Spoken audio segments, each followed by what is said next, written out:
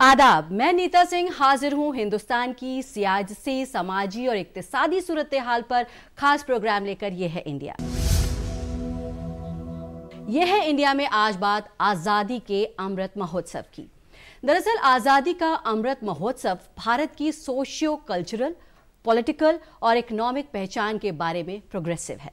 दुनिया जानती है कि अपनी आज़ादी के 75वें साल में आज हम दुनिया की लार्जेस्ट प्रैक्टिसिंग डेमोक्रेसी हैं। डेमोक्रेटिक नॉर्म्स और वैल्यूज़ के मामले में दुनिया भारत को एक मिसाल मानती है। लिहाजा एक आज़ाद नेशन के तौर पर हमारी कामयाबियों के शानदार 75 साल को यादगार बनाने के लिए प्राइम मिनिस्टर नरेंद्र मोदी ने 12 मार्च 2021 को साबरमती आश्रम अहमदाबाद से दांडी मार्च को हरी झंडी दिखाकर आज़ादी का अमृत महोत्सव का इनॉग्रेशन किया। यह फंक्शन आज़ादी की हमारी 75वीं एनिवर्सरी से 75 वीक पहले शुरू हुआ है और 15 अगस्त 2023 को खत्म होगा। इस खुशी के मौके पर आइए हम याद करते हैं एक देश के तौर पर अपनी कामयाबियों के शानदार 75 साल को। इसके लिए हमारे साथ स्टूडियो में मौजूद हैं दो खास मेहमान, डॉक्टर स्मृति शर्मा और सोशियो कल्चरल एक्टिविस्ट शील भूषण शर्मा। जी नमस्कार। तो सबसे पहले आपसे जानना चाहेंगे शील भूषण जी कि आखिर जो भारत इंडिया ये आज़ादी का अमृत महोत्सव बना रहा है वो है क्या और इसका मकसद क्या है? नीता जी, असल में आज़ादी का अमृत महोत्सव 75वें साल पूरा होने पर प्रधानमंत्री जी ने और स्पष्ट किया था, जब उन्होंने इनॉग्रेट किया था इसको, तो उन्होंने साफ साफ कहा था कि ये 130 करोड़ भारतीयों द्वारा भारत को वैभव संपन्न बनाने का संकल्प लेने का ये अवसर है जी। वास्तव में देखें हम तो कई बार क्या होता है कि बीच का जो कालखंड है जिसमें हम गुलाम रहे जी, उस कालखंड में यानी गुलामी जिस समय बर्बर आक्रांताओं से लेकर के और अंग्रेजों तक जो भी हमारे ऊपर आक्रमण हुए हैं जी, उसमें हम अपने स्व को भूलते चले जा रहे थे और इतना भूल गए थे कि एक उदाहरण के तौर पर बतलाऊं मैं आपको कि जब जर्मनी में घेटो बनाया गया था तो उस समय यहूदियों को वहां जिस तरह रखा गया था तो यहूदी नाटे होने लगे, उनका बौद्धिक विकास रुक गया। बाद में उनको जिस तरह से लगभग उसी तरह से हमारी सोच भी एकदम छोटी बौनी होती चली गई।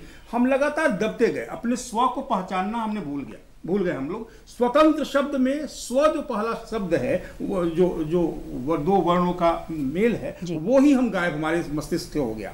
वास्तव में हम ये यहाँ तक हम कहने लगे, आज भी वो पीढ़ी कुछ हद तक मिलती है, अब तो खत्म हो चली, कि अंग्रेजों का शासन आज के शासन से अच्छा था। अंग्रेजों ने जो रेलवे लाइन बना दिया आज कोई बना नहीं पाया उतना, और इतना चलता है। यानी हमारी सोच उस गुलामी पीरियड के पहले तक जा ही नहीं पा रही थी और हम अपने को बौना समझने लगे थे। ये आजादी का अमृत महोत्सव जो शब्द दिया प्रधानमंत्री जी ने, अमृत शब्द, शृण्वन्तु विश्वस्य अमृतस्य पुत्रा, विश्व के अमृत पुत्रों सुनो हे अमृत संतान, जो कामायनी में जयशंकर ने लिखा है, जब कहती हैं उनको, तो ये अमृत संतान क्या कि हम जो सकल समृद्धि है वो खींची आवेगी तुम्हारी ओर। अगर तुम्हें ये मालूम हो जाए कि तुम अमृत संतान हो, ये अमृत महोत्सव उसी अमृत संतानों को याद दिलाने का, 140 करोड़ होती हमारी आबादी, इस आबादी को याद दिलाने का और संकल्प दिलाने का कि हम जहां थे, हम जहां से गिरकर नीचे आए हैं, हमें उठकर वहां तक पहुंचना है समर्थ, सशक्त, वैभव संपन्न भारतवर्ष के निर्माण के लिए। तो ये राष्ट्र जो अपना अमृत महोत्सव है 12 मार्च दांडी यात्रा, यानी जिस समय हम सत्याग्रह के लिए जिस यात्रा शुरू किया था महात्मा गांधी जी ने 1930 में, उससे 91 वर्ष के बाद, ठीक 91 वर्ष के बाद प्रधानमंत्री जी ने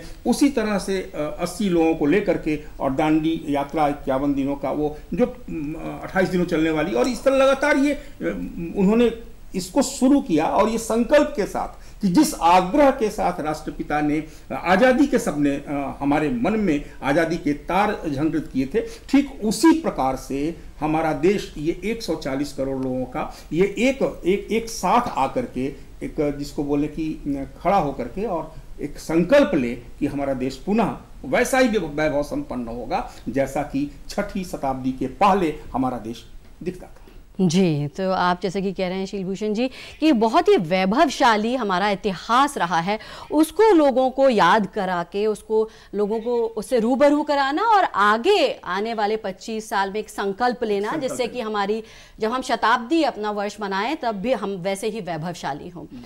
डॉक्टर स्मृति, एक तरफ हम आज़ादी का अमृत महोत्सव मना रहे हैं, दूसरी ओर न सिर्फ इंडिया, पूरा विश्व जो है वो कोविड पेंडेमिक से जूझ रहा था पिछले साल की अगर बात करें। तो आपको क्या लगता है कि क्या कुछ अचीव किया इंडिया ने इस दौरान, कितना सक्सेसफुल रहा वो इस कोविड महामारी से लड़ने में? देखिए, एक बहुत प्रसन्नता का विषय है। अभी शीलभूषण जी ने भी बताया कि हम लोग अमृत महोत्सव का एक्चुअल मीनिंग जो है बहुत अच्छा उन्होंने बताया, और ये सच्चाई है कि हम सभी देशवासियों ने धीरे धीरे अपनी पहचान को अब विकसित करना शुरू किया। आज हम देखें कि कोविड की जो महामारी पूरे विश्व में व्याप्त हो गई थी, उसमें भारत आज एक अलग तरीके से विश्व स्तर पे अपनी पहचान बनाने में कामयाब हुआ। भारत, पहले हम लोग ये सोचते थे कि कोविड में कितनी सारी कैजुअलिटीज़ हुई, सब जगह जगह ऑक्सीजन की कहीं कमी, कहीं कुछ, किस तरीके की प्रॉब्लम्स हमारे देश ने बियर करी। लेकिन धीरे धीरे आप देखिए कि भारत एक आत्मनिर्भर देश के रूप में उभरता आता चला गया। आज की स्थिति में देखिए कि भारत ने अपने आप ही वैक्सीन का निर्माण शुरू किया, कोवैक्सीन और एस्ट्राजेनेका की जो कोविशील्ड वैक्सीन का निर्माण किया। आज हमारी इतनी जनसंख्या है और एक लक्ष्य स्थापित किया कि हमें इन सबको एक टाइम गाइडलाइन के हिसाब से कि हमें इनको पूरे को एक लार्ज स्केल पे कैंपेन करके इसको कवर करना है। तो एक शुरुआती तौर से ही एक अच्छी तरीके से एक मॉडल बनाया गया, ड्राई रन स्टार्ट की गई, फिर उसके बाद लोगों को जागरूकता का काम शुरू किया गया। स्वास्थ्यकर्मी के साथ साथ, सभी स्वास्थ्यकर्मियों के साथ साथ बहुत सारे नेशनल लीडर्स, बहुत सारे इस तरीके के लोग जो सामाजिक कार्यों में जुड़े हुए हैं, संस्थाएं, वो सब आगे आगे आई और लोगों में एक जागरूकता फैलाई कि सब लोग जो हैं अपने को कोविड से बचने के लिए वैक्सीनेशन का एक प्रोग्राम सफल कराएं।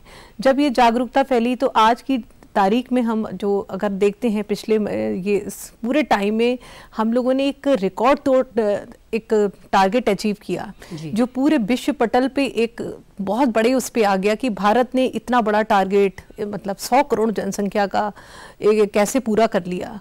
और ये इस सतत प्रयास से हुआ है, लगन लोगों की, स्वास्थ्य कर्मियों की लगन।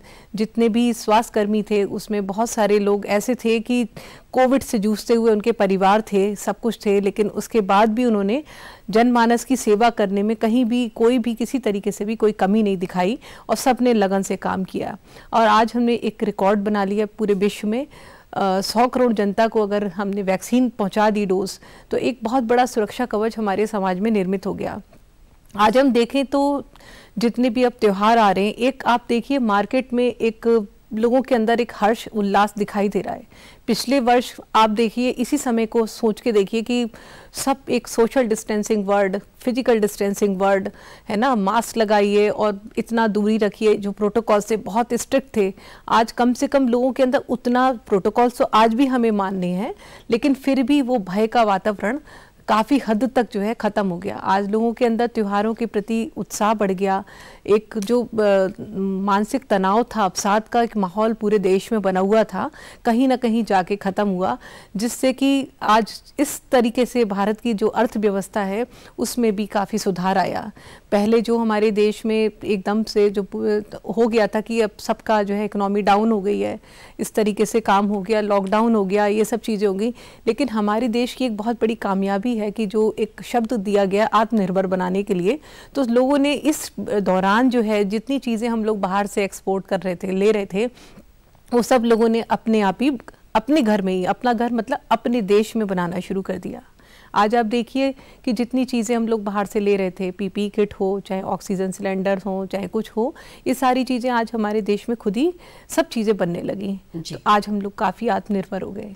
जी डॉक्टर स्मृति, जैसा कि आप बता रही हैं कि आत्मनिर्भर भारत की आप बात कर रहे हैं, शीलभूषण जी प्रधानमंत्री बार बार कह रहे हैं कि 2022 में नए आत्मनिर्भर भारत का निर्माण होगा, तो इसके बारे में बताइए।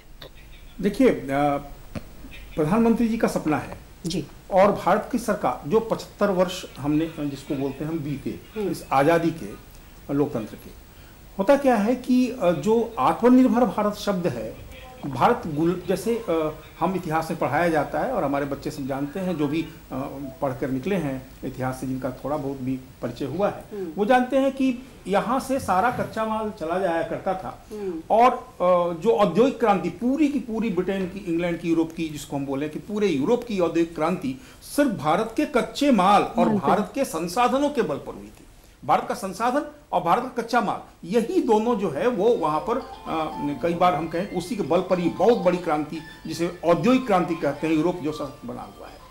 ऐसे में यहाँ के देशों, यहाँ के जो लोग हैं, उनके मन में कि हम कुछ कर ही नहीं सकते, हम कुछ देख ही नहीं सकते, हमारे बूते कुछ नहीं है, ये जो भाव बना था, उस भाव को दूर करते हुए प्रथम जो शुरुआती पंचवर्षीय योजनाएं रहीं, उसमें कृषि को लेकर हरित क्रांति हुई, बाद में जय जवान जय किसान का नारा दिया गया, बाद में जय किसान जय विज्ञान तक का नारा दिया गया। और अगर अब हम बात करें, जैसे कि आपने कहा कि भारत आत्मनिर्भर बना, ना सिर्फ वेंटिलेटर्स बल्कि पीईपी और बाकायदा सारे किट्स तैयार किए, भारत में तैयार किए गए। ये बताइए कि कैसा रहा ये सफ़र जब कोविड की फर्स्ट वेव आई और सेकेंड वेव आई, कितना परिवर्तन आपने, कितना चेंजेस आपने देखे?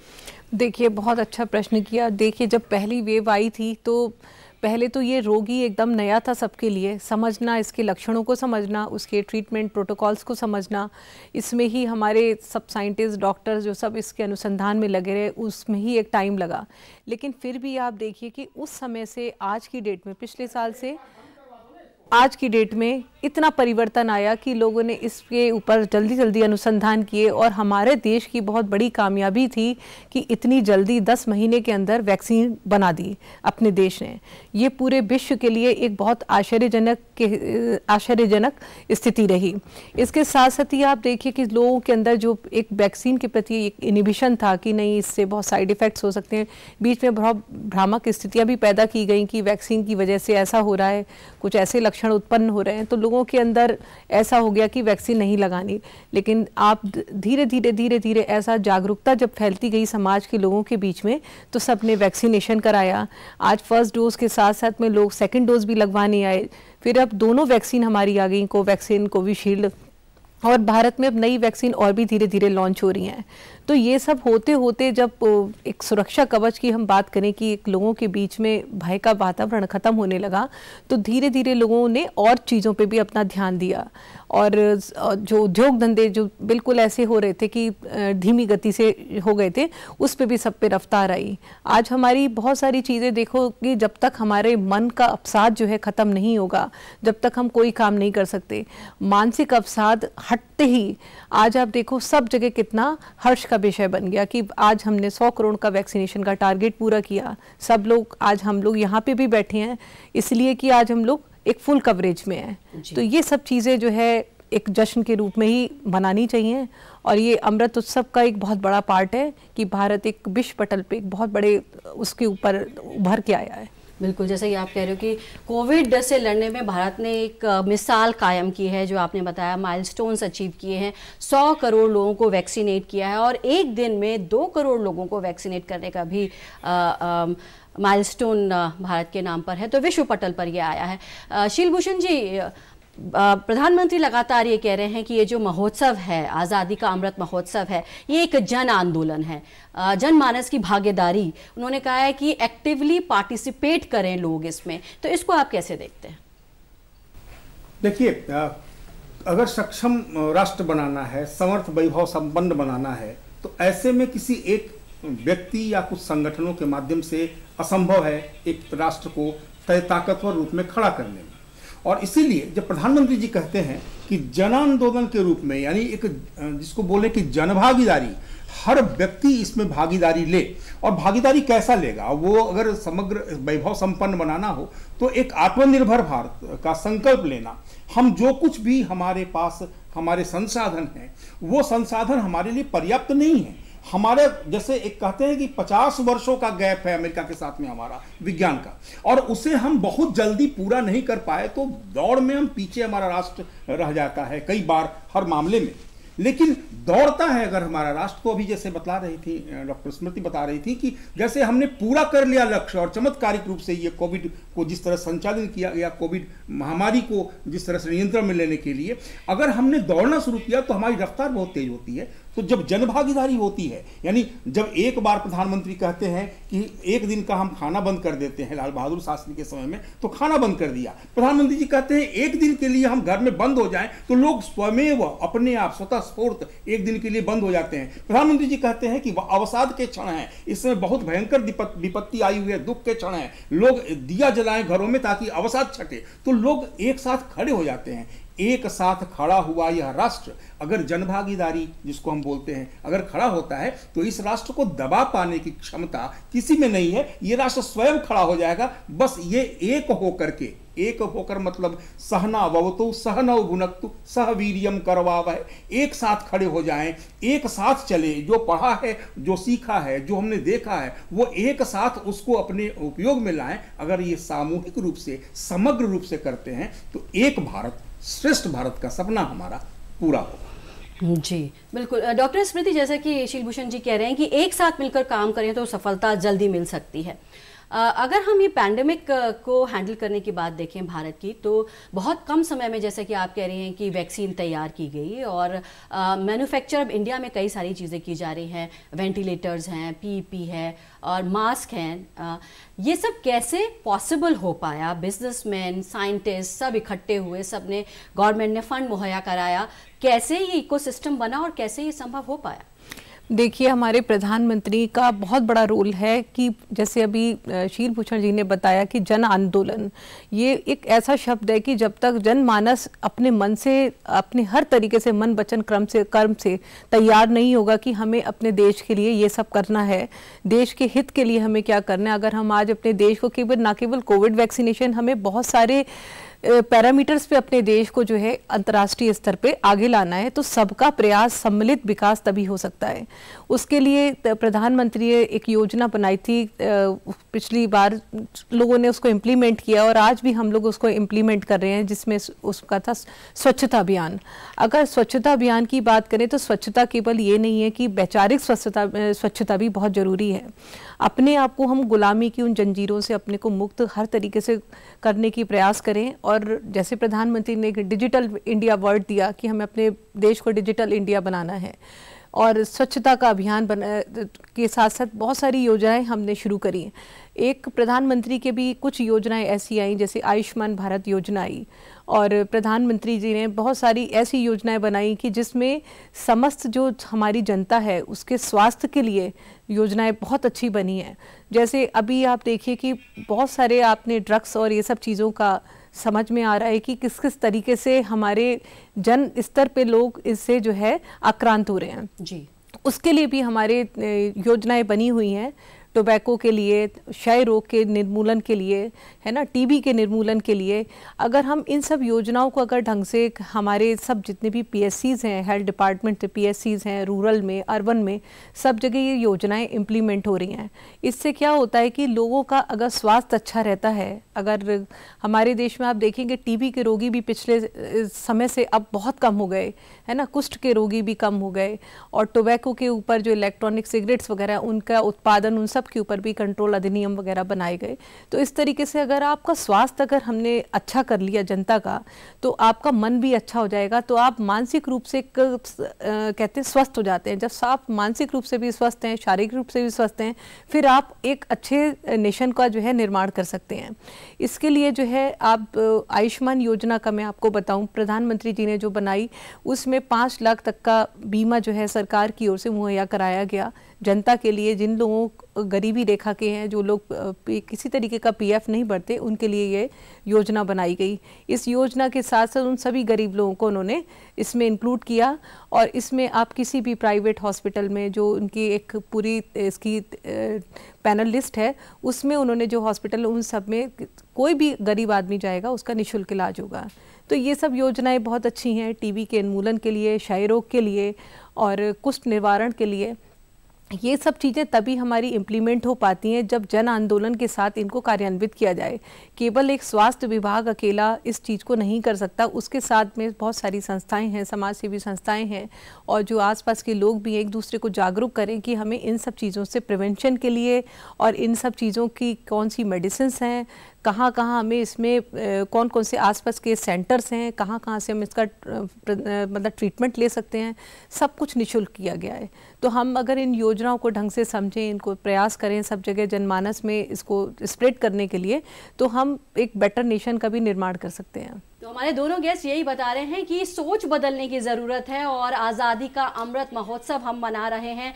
और जैसा कि प्रधानमंत्री ने भी कहा है कि आप सब जुड़िए इस महोत्सव के साथ, सब कंट्रीब्यूट कीजिए और शताब्दी वर्ष जो होगा उसमें इंडिया एक बहुत ही पावरफुल कंट्री के रूप में उभरेगा। हमारी इस खास पेशकश में फ़िलहाल इतना ही। हमारे इस प्रोग्राम में आप भी अपनी राय भेज सकते हैं। इसके लिए हमारा ईमेल आईडी है ddurduspecials@gmail.com। आप हमारी पूरी टीम को दीजिए इजाज़त। आदाब।